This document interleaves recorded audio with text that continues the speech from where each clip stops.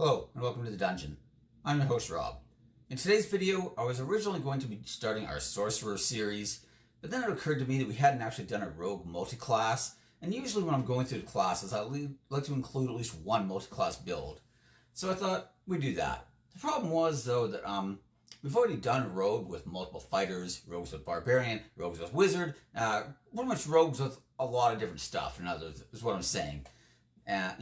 Bard, Ranger, pretty much everything I could think of. But we haven't really done like a 50-50 Rogue Spellcaster build, and since I thought that the next class would be Sorcerer, let's try Rogue Sorcerer. Why not? It can be kind of a bridge between the two, you know? So, I think that there's a number of options for the Rogue subclass. I think that Swashbuckler, Thief, Scout, and Assassin all have something to offer. And I think we could take a number of Sorcerer subclass choices as well. But really, there was one that was just very thematic if I was going with Rogue. And that was really the Shadow Sorcerer. And I'm not saying Shadow Sorcerer is the best choice.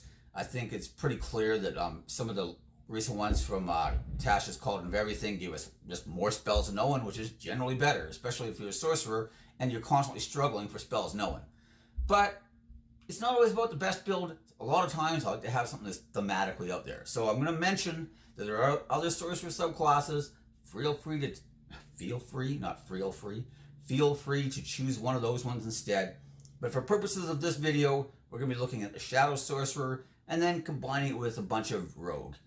I also think that, in general, the reason I wanted to go with kind of more of a 50-50 type of build is because really, if I'm just going straight Sorcerer, that's probably my best option here. Honestly, it's just not taking any Rogue at all.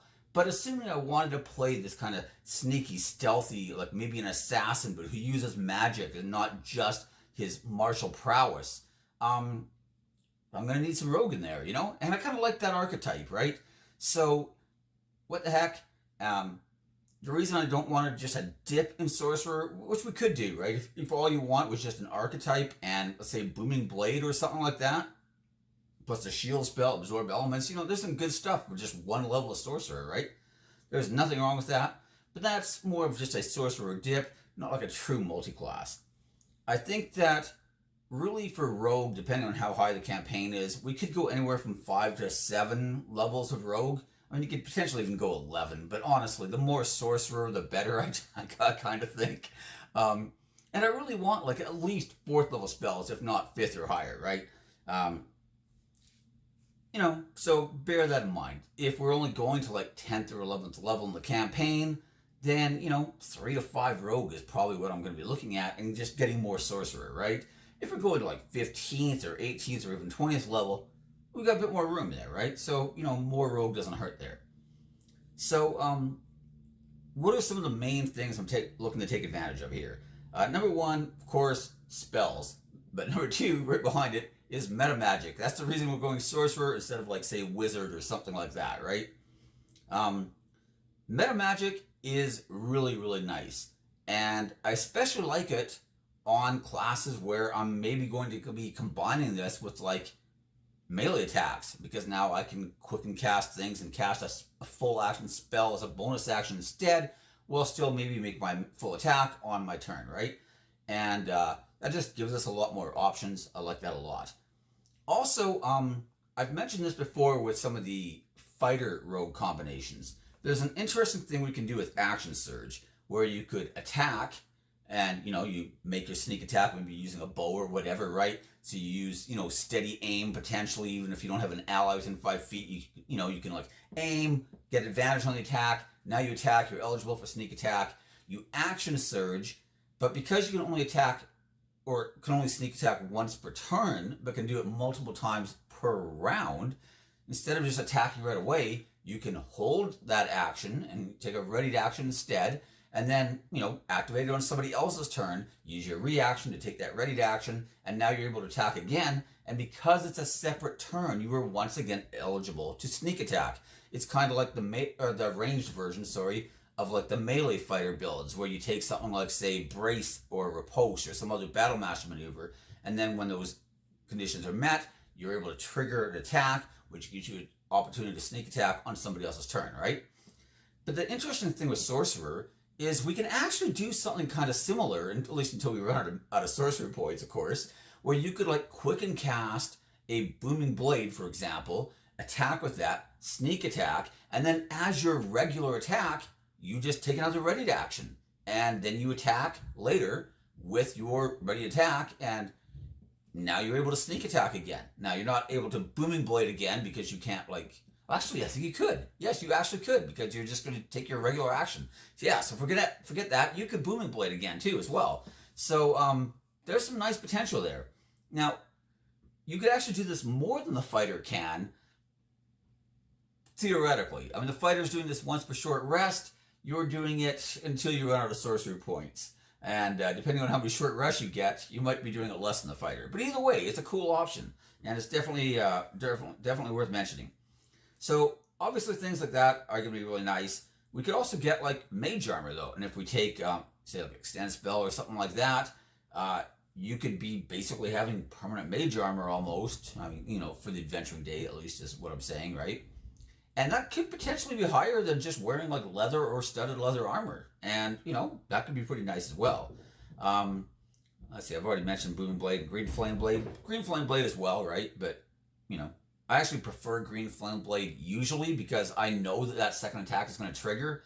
But on rogues, Booming Blade is kind of my usual go-to because I might have like a disengage that I want to use, or I might have something else, right, to, you know, get away. In the case of like a scout, you get the skirmisher ability, so if somebody ends their turn within 5 feet of you, you can use half your movement to get away from them. And if they want to chase you, you can just, they automatically take that Booming Blade damage again. Very nice, you know, very nice. Other spells, though, that I might want to be considering. Obviously, we've got some standout defensive spells from Sorcerer, like Absorb Elements. We've got like a shield spell. We've got Mirror Image. We potentially could have Counter Spell if we have 5 levels as a Sorcerer, which isn't really that much. So I would definitely take that. Counterspell is awesome. We can get some nice offensive weapons besides just Booming Blade and Green Flame Blade. You could cast like Shadow Blade or something, you know, which is a very popular spell for these types of builds, right? You can have some nice stealth abilities like invisibility and greater invisibility, disguise self, just things that naturally fit the rogue toolkit very, very nicely. And all of those are pretty low level spells. Like greater invisibility is the highest one we've mentioned, and that's 4th level, you know? And that's not like a very serious commitment, and I like all of that. In general, I would probably try to avoid spells that are requiring a spell attack roll or a saving throw, because I might not be focusing on charisma. I might be going dex instead. Now, if I am going charisma, then, you know, don't worry about it, right? If I'm going charisma and I'm just leaving dex at like 16 or whatever, then, you know, that's probably going to be fine, right?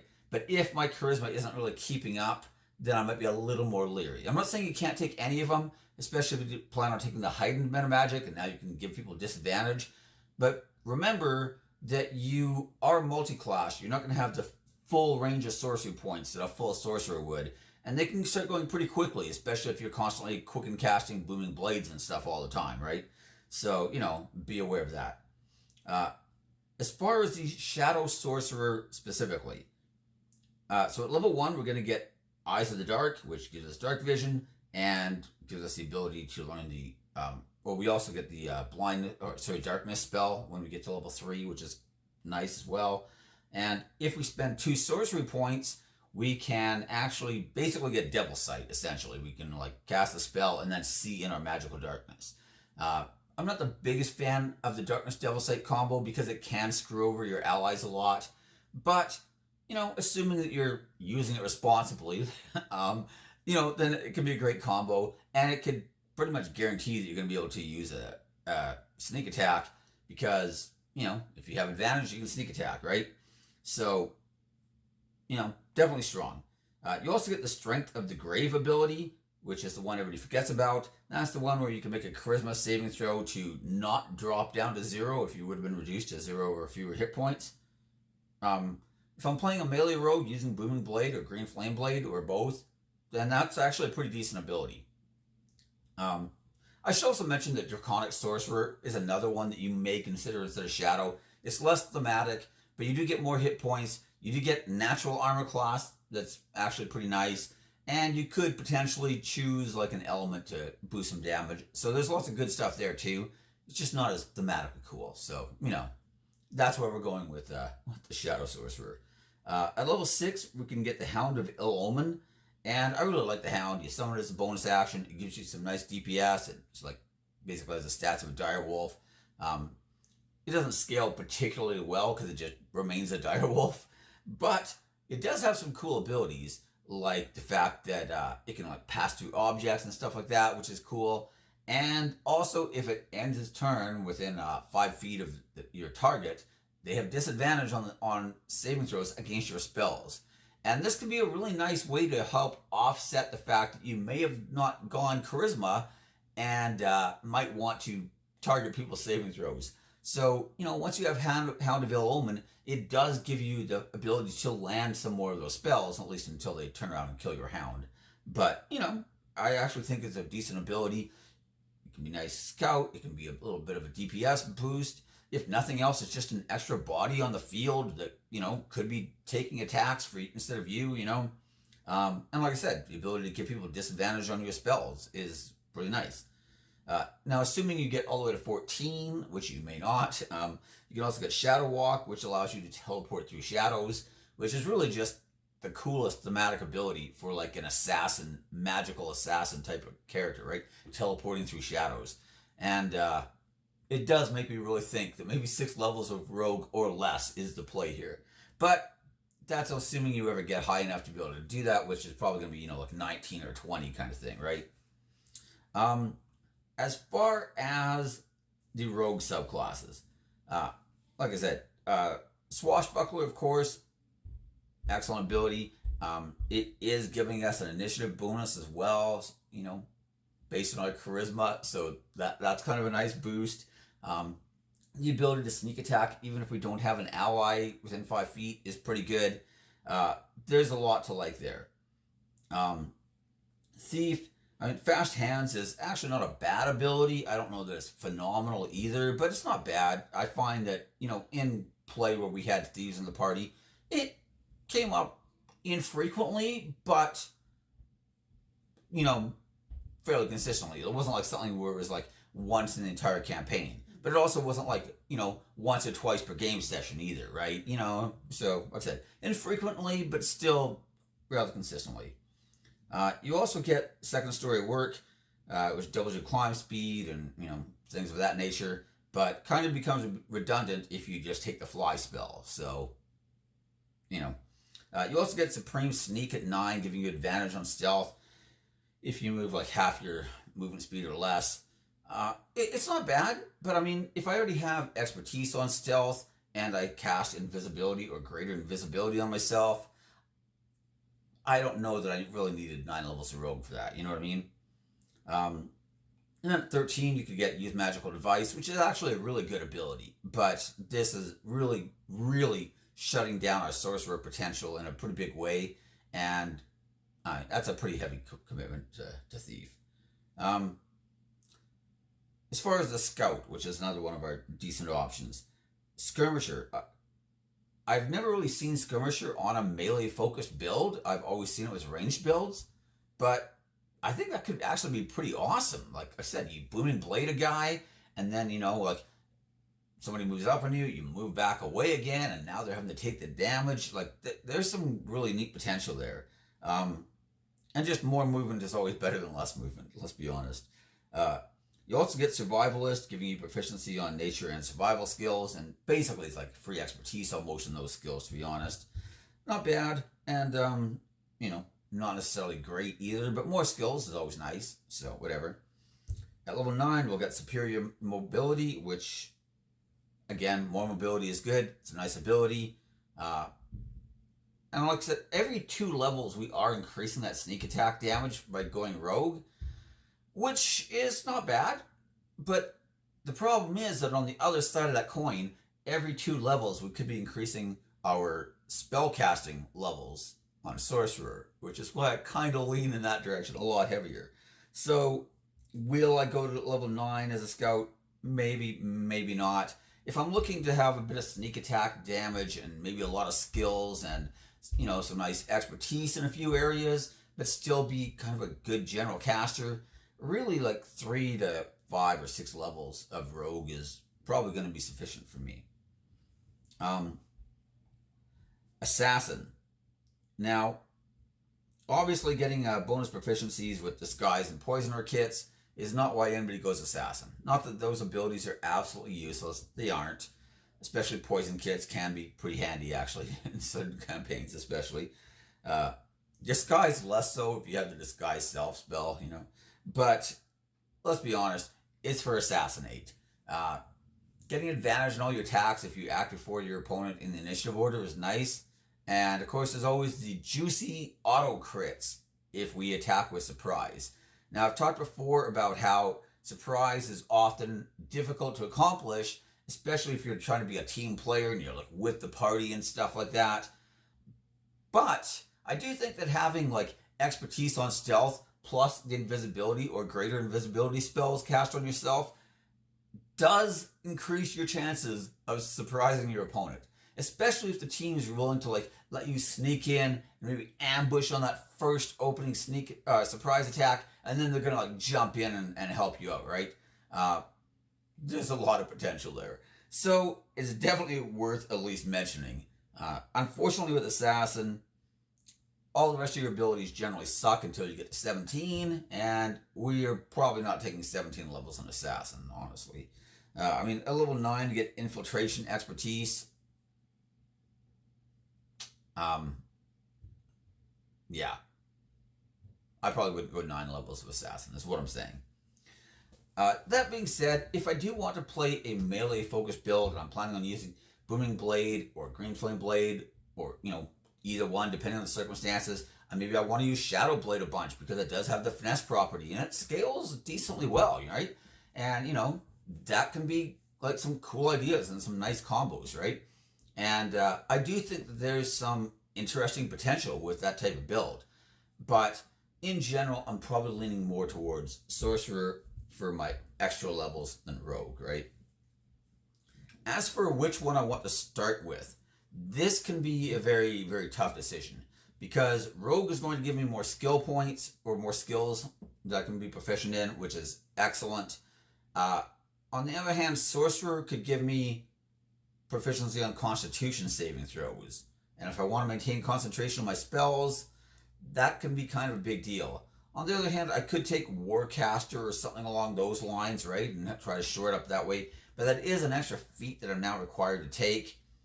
That being said, though, I don't know that there's a lot of feats I absolutely feel like I need to have on this build. So maybe I do have room for Warcaster, right? It's an excellent feat. Or, Resilient Con, if I started Rogue, is another possibility, of course. So I think that there's some potential there.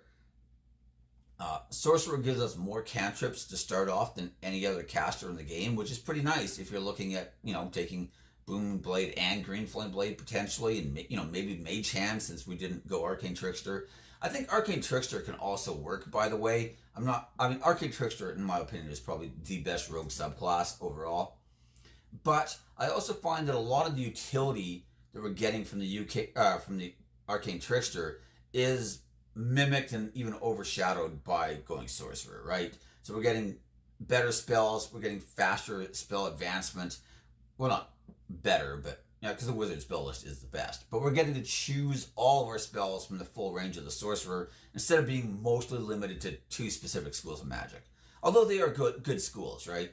But, in general, we're going to have a broader range of spells to choose from. We're going to be getting higher level spell slots than we would have with Arcane Trickster. And you can, kind of like match them or mix them, whatever, mix and match is what I'm trying to say. And then get, better spell casting progression. So there is some potential there as well, I think. But, if I'm looking to get shield, I can get that from Sorcerer. If I wanted to absorb elements, I can get that from Sorcerer.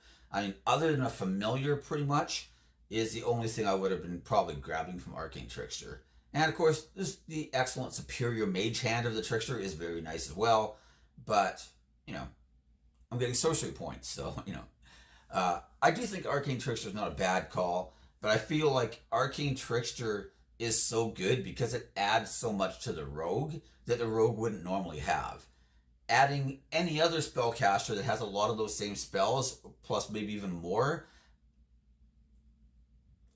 Not saying there's a bad mix, because like I said, you could have more spellcasting progression still, or you could combine different schools of magic, but the sorcerer and wizard already overlap so much that I feel like, adding like shield absorb elements and invisibility to, say, an assassin or a scout, or something like that, you're going from like here to here, whereas the arcane trickster, you're going from here to here, right? So there's still a jump. It's just nowhere near as profound as if you had one of the other subclasses. I guess that's what I'm trying to say.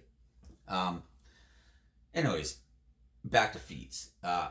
Anytime I'm in this kind of situation where I don't require, like, say, sharpshooter or great weapon mastery or elven accuracy or whatever else to make a specific build work, I start leaning on my good general feats, which are things like lucky, alert, the mobile feat. Again, is very handy to build like this. Right, there are some really nice standouts there that I might be looking to. I could even take feats that give me like additional meta magics or something like that. That can be okay. There are some nice options out there, but it's pretty hard to go wrong with like alert and lucky. Alert, especially if I wanted to go assassin and I'm hoping to act before my opponent on the turn, but Spell Sniper, if I'm planning on casting a lot of damage spells. Oh, that is one thing I should probably mention with Assassin. Your auto crits just require an attack that uses an attack roll. It does not have to be like a weapon attack. You could use that with, say, like Scorching Ray or something, for example, and auto crit on those Scorching Ray bolts. Definitely worth mentioning. You can't use it with something that doesn't require an attack roll, so like Magic Missile wouldn't be eligible, for example. Lightning Bolt doesn't work, Fireball doesn't work. Anything that's just automatically hitting is, no good. But, you could always Chromatic Orb it up or something, just saying. That could actually be good if creature has a specific vulnerability, because you do get to choose from a wide range of element types to do, right? So there could be some potential there as well. The other thing is, though, I really might want to just use a bunch of my ability score increases for ability score increases. I probably want to max my dex. I'm going to want to have a good charisma or decent charisma. And I'm probably going to want to have some constitution if I'm planning on running around the battlefield with a rapier, stabbing guys, and probably getting hit, because that's what happens when you're on the front lines, like I said, Warcaster or Resilient Con, depending on whether or not I started Sorcerer, could both be good options as well. Those are my general recommendations there. So, like I said, I really like the idea of a rogue that uses magic to augment his abilities. I choose to look at it as a rogue who's using sorcery to make himself better, not as a sorcerer who's using roguery to make himself worse. Let's not consider it like that. Let's go with the first viewpoint, okay? It's a more positive frame of mind. So I do really like that character archetype. So I'm totally sweating here. Even though I'm in northern Canada, it is just hot as heck today. So I don't know what is going on here. I live in a frozen wasteland, for crying out loud. It should not be this hot. Anyways, I think that's basically everything I have for this particular build. Like I said, I do like the concept. I think it's a fun build. I like the idea of combining sneaking with like magic and stuff like that. I think there's some cool combos you can pull off. I really like sorcerers in general, I really do. I just think that for somebody who's willing to maybe be thinking outside the box a little, or tries to use their abilities creatively, meta magic can be a huge boon to any spellcaster. It can be a complete game changer depending on, how you use it and what you use, right? So I think there's some cool stuff there. But anyways, I'm going to end the video there. I am way too hot, and my daughter's still tramping around upstairs, which means she has not gone to bed yet, so I should probably go see to that. I don't know what my wife's doing, but maybe she's asleep. Who knows? Anyways, thank you for watching. Feel free to like, subscribe, ring the bell for notifications, and most importantly, leave me your comments in the comments section. I promise I read every single comment, even if I don't respond. I even read the negative ones. That's fine too. Criticism makes me stronger, so, and makes the channel better, hopefully. So, Anyways, thanks for watching, and I will see you next time. Bye.